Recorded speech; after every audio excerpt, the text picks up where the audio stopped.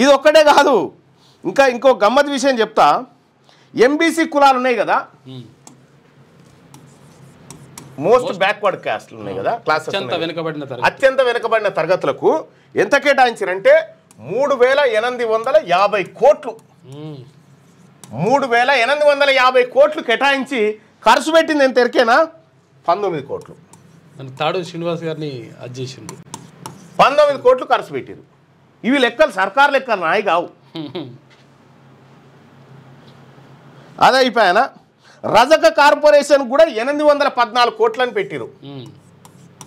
చాకలి వాళ్ళ కోసం ఖర్చు పెట్టింది ఎంత అంటే 111 కోట్లు. అందులో కరెంటు బిల్లులు, దోబిఘాట్ల కరెంటు బిల్లులు, ఇస్తిర్ షాప్ల కరెంటు బిల్లులు 75,80,00,000 అయిపోయాయి. ఇది మనకు ఈ పాలన్నీ మరగబెట్టినాక పాలు మెగడా అన్ని తీసుకొని అడుగు గీకి మనకి వేస్తున్నటువంటిది. అడుగు గీకే ఈ అడుగుకే మనం చేతులు లేము కదా.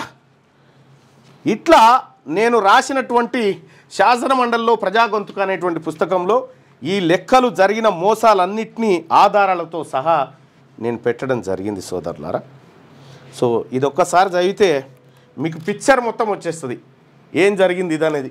దీంతోపాటు ఇంకోటి కూడా రాసిన, బీసీలకు పెనుముప్పు ఈడబ్ల్యూఎస్ రిజర్వేషన్ అని ఇదొక పుస్తకాన్ని కూడా రాసిన. త్వరలో ఈ రెండింటిని రిలీజ్ చేసి పబ్లిక్ డొమైన్లోకి అందుబాటులోకి తీసుకొస్తాను.